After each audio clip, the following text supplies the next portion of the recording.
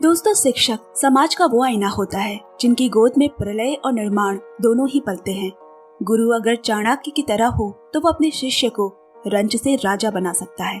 ऐसे में किसी भी विद्यार्थी के जीवन में एक अच्छा गुरु होना बड़े ही सौभाग्य की बात होती है। आज ऐसे ही एक शिक्षक की कहानी से हम रूबरू होने वाले हैं, जिसने अपने एक विद्यार्थी के लापता होने पर उसे ढूंढने में एड़ी चोटी का दम लगा दिया। गरीब और असहाय होने के बाद भी उसने हार नहीं मानी और आखिर में उसे वो बच्चा कब और किन हालातों में मिला, ये जानने के बाद तो आप भी हैरत में पड़ जाएंगे। तो मूवी स्ट्राइप के पिटारे में आज की कहानी है Chinese movie not one less, director Yimou Zhang, IMDb 7.7। दोस्तों, हमारी एम्प्टी फैमिली 3 लाख पूरे होने में बस कुछ ही दूर है। आपके ढेर सारे प्यार और सपोर्ट से हम सभी यहाँ तक पहुँचे हैं। हमसे कहानी सुनना आपको अच्छा लगता है तो प्लीज आपकी तरफ से भी थोड़े लाइक, शेयर, हार्ट्स, कमेंट्स पक्के से करें। जो नए हैं और हमें सुनते हैं लेकिन सब्सक्राइब नहीं किया, ऐसा ना करे, सब्सक्राइब तो कर दो। आपके लिए ऐसी ही कहानियां लाते रहेंगे यार। तो फिर चलिए अभी फिलहाल ये कहानी सुनते हैं। ये दौर है 1990 का और जगह है चीन के पहाड़ों के दूर दराज में बसा एक छोटा सा गांव शुइकान। ये गांव इतना अधिक पुराना और दूर है कि यहाँ पर मात्र चंद ही लोग रहा करते हैं, क्योंकि गांव के आधे से ज्यादा लोग अपनी रोजी रोटी के लिए नजदीकी शहर जा बसे हैं। इसी बीच गांव से गाड़ी गुजरी जिसमें से एक 13 वर्ष की लड़की उतरती है, नाम मिंजी। वो यहाँ गांव के मुखिया के साथ गांव के प्राइमरी स्कूल यानी प्राथमिक स्कूल का मुआयना करने आई है। दरअसल इस गांव में सिर्फ एक ही स्कूल है और मिस्टर गांग उस स्कूल के एकमात्र टीचर। उनकी माँ की तबीयत बहुत ही खराब हो जाने के कारण वो 1 महीने के लिए अपने घर जा रहे हैं। इसीलिए गांव के मुखिया ने मिंजी को उसकी जगह काम पर रखा ताकि स्कूल में पढ़ रहे 28 बच्चों की पढ़ाई में कोई अड़चन ना पड़े। मगर एक 13 साल की 8वीं पास बच्ची को अपनी जगह देखकर मिस्टर गांग काफी नाराज हो गए।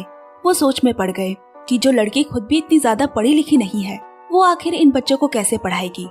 मिस्टर गांग मिंजी को लेकर मुखिया जी के पास पहुँचे, जिस पर गांव के मुखिया ने उससे कहा, ऐसे सुनसान गांव में इतनी जल्दी एक अच्छा टीचर मिलना कितना मुश्किल काम है, तुम्हें पता भी है। ऐसे में कोई भी टीचर यहाँ आने को तैयार नहीं होगा और अगर कोई आ भी गया तो 1 महीने क्या 1 दिन भी नहीं रुकेंगे। मिस्टर गांग ने बात को और आगे नहीं बढ़ाई। उन्हें अब मिंजी के भरोसे ही 1 महीने के लिए अपना स्कूल छोड़ना पड़ेगा। उनके पास दूसरा कोई रास्ता भी कहाँ है। अब उसने मिंजी को पढ़ाने के लिए एक किताब और साथ ही 1 महीने के हिसाब से 26 चौक भी दी। 1 महीने में 4 छुट्टियां पड़ती है, तो उन 4 दिनों को हटाकर उसने 26 चौक मिंजी को सौंपी और कहा, 26 दिनों में तुम्हें रोज एक चौक से बच्चों को पढ़ाना है और हाँ, ब्लैक बोर्ड पर बड़े ही सुंदर और बड़े बड़े अक्षरों में लिखना, जिससे कि चौक का नुकसान भी नहीं होगा और बच्चों की आंखों को भी परेशानी नहीं पहुंचेगी। इसके बाद वो उसे स्कूल के ऑफिस लेकर गए, जहाँ बाकी काम के साथ साथ उसे वही रहना है। इस स्कूल में मिंजी के साथ 5 और बच्चे भी रहेंगे, जिनमें 3 लड़कियां और 2 लड़के होंगे। ये बच्चे बेहद गरीब परिवार से आते हैं, इसलिए इनकी पढ़ाई लिखाई का सारा खर्चा मिस्टर गांग ने उठाया है। मिंजी को यहाँ खुद ही बड़े बर्तनों में खाना बनाकर बच्चों के साथ खाना है। मिस्टर गांग जैसे ही मिंजी को सारा काम समझाकर स्कूल के बाहर निकलते हैं, वो उनके पीछे पीछे दौड़ कर आई और उनसे अपने 50 युआन मांगने लगी। पर मिस्टर गांग ने इसके लिए साफ साफ इनकार कर दिया, क्योंकि उल्टा 6 महीने से उन्हें खुद अपनी पगार नहीं मिली है। पर मुझे मुखिया जी ने 50 युआन देने की बात कही है, मिंजी बोली, जिस पर वो मिंजी को मुखिया से ही इस बारे में बात करने की सलाह देते हैं। फिर मिंजी ने कहा, लेकिन मुझे तो आपसे ही पैसे लेने को कहा गया है।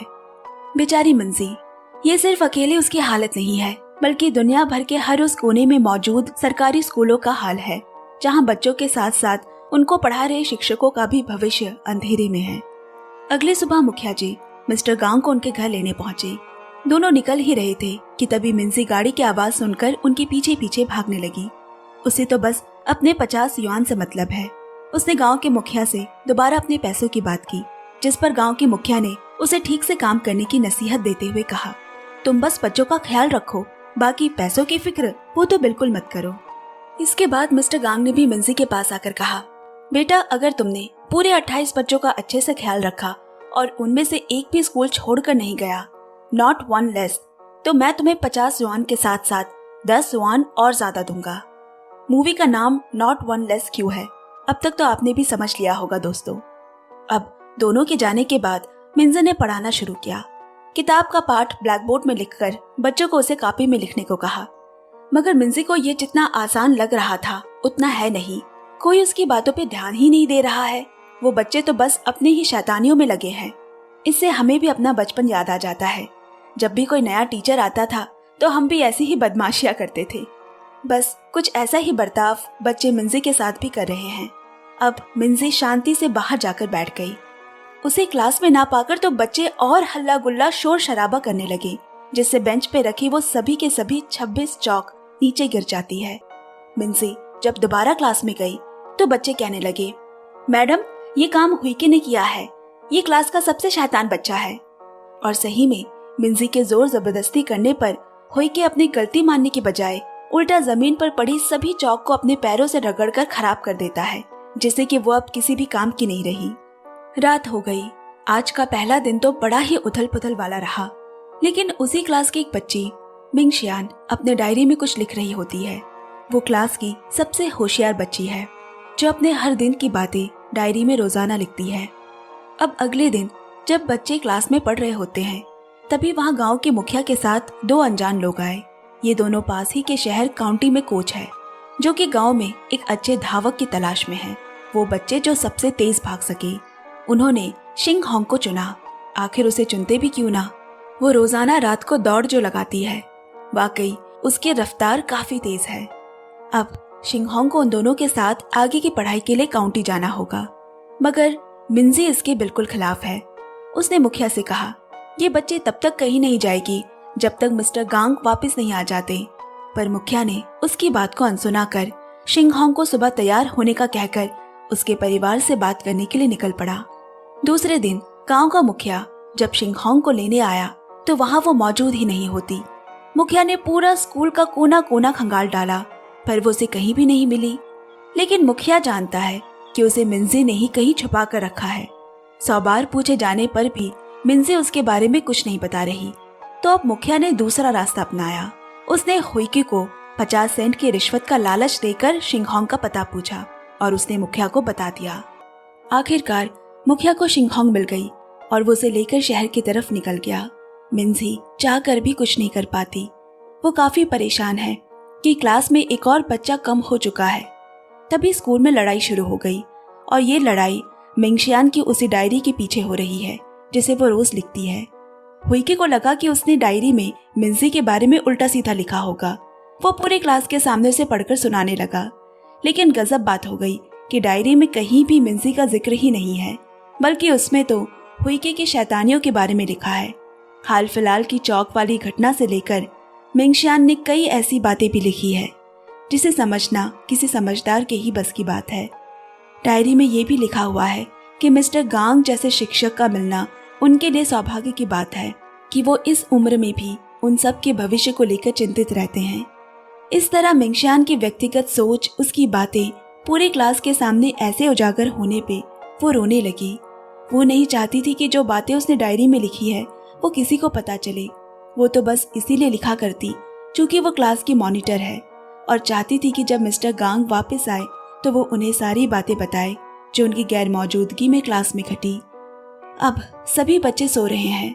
तभी मिंजी ने हुईके को उठाकर उसे मिंगशियान से माफी मांगने को कहा, मगर उसने ये कहकर साफ मना कर दिया कि माफी मांगने की जगह मैं उस चौक की भरपाई जरूर कर सकता हूँ।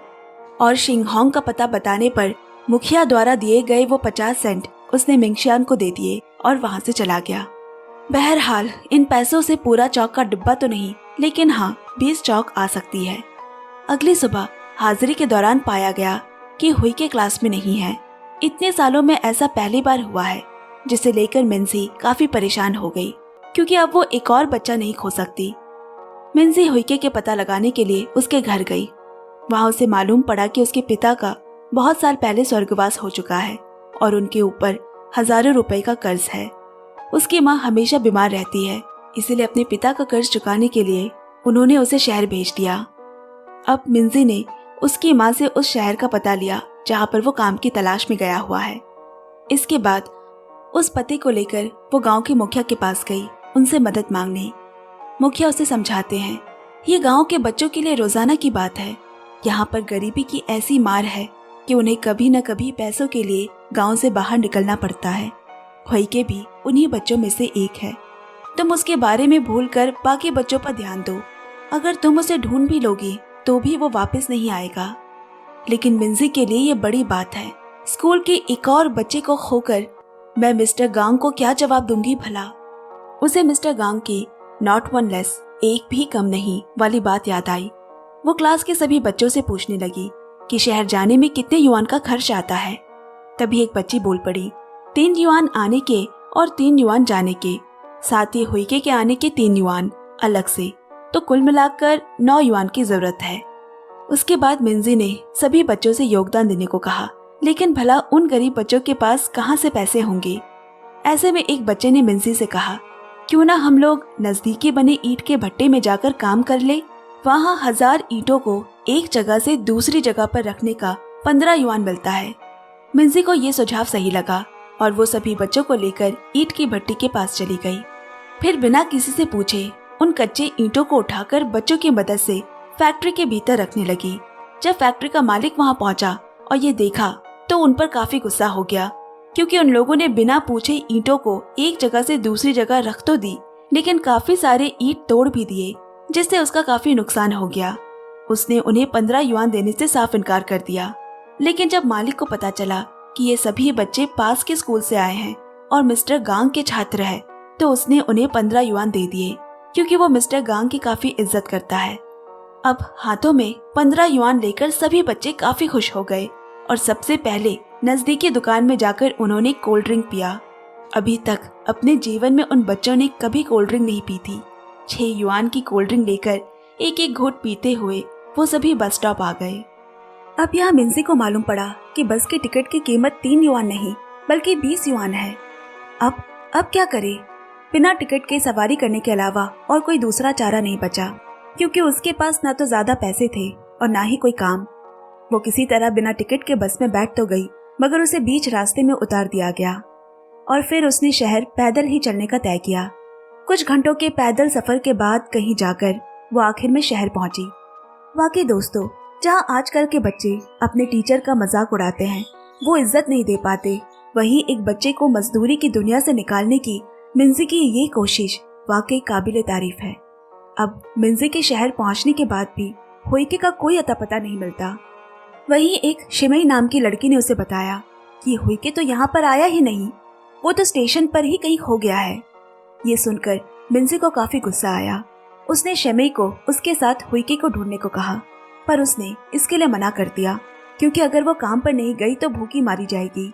लेकिन हाँ, अगर तुम मुझे 2 युआन दोगी तो मैं तुम्हारे साथ हुईके को ढूंढने के लिए चल सकती हूँ।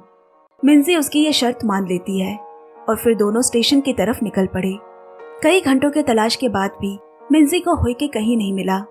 फिर उन्होंने स्टेशन के स्पीकर पर हुईके के नाम की घोषणा के लिए भी वहां बैठी एक महिला से दरख्वास्त की, मगर अफसोस उन्हें खाली हाथ लौटना पड़ा। वहीं दूसरी तरफ भूख से तड़प रहा हुईके शहर की तंग गलियों में भटक रहा है। भूख ने जैसे उसे जकड़ लिया हो, लेकिन खाने को पैसे नहीं हैं। अब शाम हो गई। शिमई मिंजी से अपने पैसे मांगती है। पहले तो उसने उसे देने से मना कर दिया, क्योंकि हुईके अभी तक नहीं मिला, लेकिन वो भी तो अपनी रोज की रोजी रोटी कमाई छोड़कर यहाँ आई थी। मिंजी ने उसे पैसे दे दिए। मिंजी अब उस अनजान शहर में अकेली हो चुकी थी। उसके पास भी बस कुछ ही रुपए बचे हैं। भूख उसे भी जोरों की लगी है, मगर अपनी भूख मिटाने से ज्यादा जरूरी हुईके का पता लगाना था। इसके बाद मिंजी ने एक स्टोर में जाकर 4 युआन में 100 कागज और कुछ कलम खरीदे। फिर स्टेशन पर बैठकर हुईके की गुमशुदगी के नोटिस अपने हाथों से लिखना शुरू किया। ये करता देख उसे वहां एक शख्स मिला जो उसे टीवी स्टेशन पर जाकर प्रचार करने की सलाह देता है। अगर तुम्हें अपने स्टूडेंट को ढूंढना है तो सबसे अच्छा तरीका टीवी है, जहां पर पूरे शहर के लोगों की नजर रहती है। तुम्हें वहां कोशिश करनी चाहिए एक बार। अगली ही सुबह मिंजी टीवी स्टेशन के ऑफिस जा पहुंची, लेकिन वो इतनी ही जल्दी आ पहुंची कि वो अभी तक खुला ही नहीं है, ना कोई आया है। बस कुछ सफाई कर्मी रोड की सफाई कर रहे हैं। मिंजी भी वहीं पर अपने हाथों में लिखे गए उन पर्चों को किनारे रखकर थोड़ा आराम करने लगी। वो इतनी ही थकी हुई है कि आंख बंद करते ही उसे नींद ने जकड़ लिया। जब आंख खुली तो देखा एक सफाई कर्मी ने उन पर्चों को कूड़ा समझकर फेंक दिया है। बेचारी मिंजी, बड़ी मुश्किल से तो 4 युआन देकर उसने वो पर्चे बनाए थे जो बेकार चले गए। इधर टीवी स्टेशन के अंदर जाने की भी उसकी कोशिश नाकाम रही। बाहर रिसेप्शन में बैठी महिला ने उसे बताया कि बिना किसी आइडेंटिटी कार्ड के ऐसे किसी भी न्यूज का प्रचार नहीं कर सकते, और उसे बाहर निकाल दिया। उधर दूसरी तरफ हुईके अभी भी शहर के सड़कों पर घूम रहा है। वो हर रेस्टोरेंट, होटल के सामने खड़े सिर्फ खाने की चीजों को निहार रहा है ताकि कोई तो उसके ऊपर तरस खाकर कुछ खाने को दे दे। इतने व्यस्त शहर में किसी को किसकी क्या पड़ी है, लेकिन हर कोई एक जैसा नहीं होता। उसी हजारों की भीड़ में पता नहीं कहां से एक नेक दिली महिला आई और उसने हुईके को कुछ खाने को दिया और कहा, जब भी तुम्हें कुछ खाने का मन करे तो वहां आ जाना। अब इधर मिंजी भी टीवी स्टेशन के डायरेक्टर से मिलने के लिए गेट पर ही उनका इंतजार कर रही है, क्योंकि अब सिर्फ वो ही उसकी मदद कर सकते हैं। वो टीवी स्टेशन के ऑफिस से निकलने वाले हर एक शख्स से पूछ रही है, क्या वो यहाँ के डायरेक्टर है। धीरे धीरे रात हो गई, लेकिन उसे स्टेशन डायरेक्टर कहीं नजर नहीं आया। उसने भी 2 दिनों से कुछ नहीं खाया है, अब तो इतने पैसे भी नहीं बचे हैं। फिर वो एक होटल के पास पड़े जूठे बर्तनों में से ही बचा कुचा जो मिला वही खाकर इस थके हुए शरीर में उसे नींद आ गई। अगली सुबह क्या लेकर आएगी उसे भी नहीं पता, लेकिन वो ये जरूर जानती है कि सुबह की तेज किरणों के साथ वो दोबारा एक नई कोशिश करेगी। सुबह हो गई। उसी टीवी स्टेशन के डायरेक्टर के ऑफिस में एक आदमी ने आकर बताया कि एक लड़की कई दिनों से उन्हें ढूंढ रही है। ये जानकर डायरेक्टर काफी गुस्सा हो गया और रिसेप्शन में बैठी महिला को अपने ऑफिस में बुलाकर फटकार लगाई। आखिर हमारा काम ही क्या है, किसी गरीब, असहाय और जरूरतमंदों की मदद करना। हम इसीलिए तो यहाँ पर बैठे हुए हैं, और तुमने उस लड़की को बिना किसी से पूछकर भगा दिया। इसके बाद वो खुद मिंजी के पास आया, उसे ऑफिस में लाकर सबसे पहले तो उसे खाना खिलाया और फिर टीवी के सामने एक संवाददाता के बगल में बिठा दिया ताकि मिंजी अपनी बात पूरे शहर के लोगों तक पहुंचा सके। मिंजी कैमरा के सामने कुछ कहती उससे पहले ही वो रोने लगी। हुईके का नाम लेकर उससे पूछने लगी, हुईके तुम कहाँ चले गए, किस हाल में हो। उसके आंसू ये साफ साफ बयां कर रहे हैं कि उसने कितनी मुश्किलों से ये सफर तय किया है। Today in China TV station ने भी हुईके को ढूंढने में पूरी जान लगा दी। दूसरे दिन फिर से जब हुईके उस होटल मालिक के पास खाना खाने के लिए आया तो उसने मिंजी की वो खबर उसे टीवी पर दिखाई। इतने समय बाद किसी अपने को देखकर हुईके अपने आंसू रोक ना पाया और फूट फूट कर रोने लगा। आखिरकार मिंजी की कोशिश रंग लाई। टुडे इन चाइना की टीम मिंजी और हुईके को गांव के स्कूल लेकर जा रही है और उनके साथ शहरों से लोगों द्वारा दिए गए कई सारे सामान भी है। साथ ही डोनेशन से इतने पैसे इकट्ठे हो गए कि इंटरव्यू में खुद मुखिया ने कहा कि वो इन पैसों से गांव का ये 45 साल पुराना स्कूल बिल्कुल नया करवाएंगे। गांव में एक नई खुशहाली छा गई, खास तौर पर उन बच्चों के लिए जो एक डिब्बे चौक से अपने पूरे महीने की पढ़ाई किया करते थे।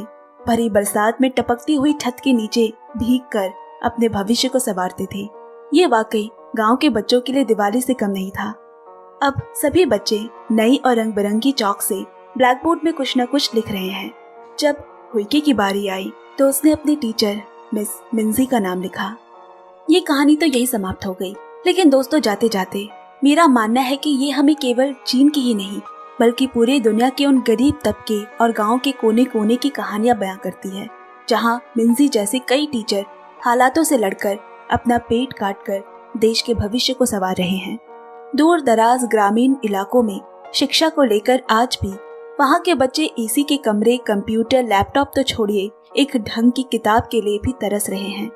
और फिर भी भीमराव अंबेडकर और एपीजे अब्दुल कलाम जैसे महान लोगों की तरह बनने के लिए स्कूल की टूटी छतों पर रोजाना अपनी जान को जोखिम में डालकर पढ़ने के लिए निकलते हैं। तो इसी के साथ मैं ये खूबसूरत कहानी यहीं समाप्त करती हूँ। धन्यवाद। कहानी अगर आपको पसंद आए तो लाइक, शेयर, कमेंट पक्के से करें। सुनते रहिए, सुनाते रहिए। Movie stripe. Love you, take care and bye bye.